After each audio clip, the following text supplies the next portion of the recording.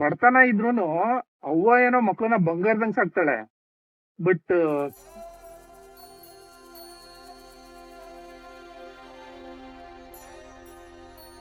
ಆಟೋದಲ್ಲಿ ನೋಡಿದ್ರ ಏನಂತ ಬರ್ತಿದ್ರು, ಬಡತನ ಇದ್ದರೂ ಬಂಗಾರದಂಗೆ ಸಾಕಿದಾಳೆ ನನ್ನವ್ವ. ಅಂದ್ರೆ ನಮಗ್ ಬಡತನ ಇರ್ಬೋದು, ಆದ್ರೆ ನಮ್ಮಮ್ಮ ನನ್ಗೇನು ಕಮ್ಮಿ ಮಾಡಿಲ್ಲ, ಶ್ರೀಮಂತನ ತರ ಬೆಳ್ಸಿದಾರೆ ಅಂತ. ಸಕಲಾಗಿದೆಲ್ಲ ಇದು. ಅಂಡ್ ಬೇಜಾರಿನ ವಿಷಯ ಏನಂದ್ರೆ, ಬಡತನ ಇದ್ರೂನು ಅವ್ವ ಏನೋ ಮಕ್ಳನ್ನ ಬಂಗಾರದಂಗ್ ಸಾಕ್ತಾಳೆ. ಬಟ್ ಸಿರಿತನ ಇದ್ರೂನು ಈ ದರಿದ್ರ ನನ್ನ ಮಕ್ಳು ಇರ್ತಾರಲ್ಲ, ಅವ್ರು ಅವನ್ನ ಬೆಳ್ಳಿ ತರನು ನೋಡ್ಕೊಳಲ್ಲ ಗುರು. ದೇವ್ರು ನಿನ್ಗೆ ಒಳ್ಳೇದ್ ಮಾಡ್ತದ, ನಿನ್ ಜನ್ಮಕ್ಕೆ ಹೋಗೋ. ಅವ್ವ ಮಕ್ಳನ್ನ ಬಂಗಾರದಾಗ ನೋಡ್ಕೊಳಕ್ ರೆಡಿ ಇದ್ದಾಳೆ ಬಡತನ ಇದ್ರೂನು. ಈ ಮಕ್ಳು ಮಾತ್ರ ಸಿರಿತನ ಇದ್ರೂನು ಅವನ್ನ ಬೆಳ್ಳಿ ತರ ನೋಡ್ಕೊಳಕ್ಕಾಗಲ್ಲ. ಬಂಗಾರದಂಗ್ ಬೇಡ, ಬೆಳ್ಳಿ ತರ ನೋಡ್ಕೊಳಕ್ ಬೇಡವಾ ಅಟ್ಲೀಸ್ಟ್.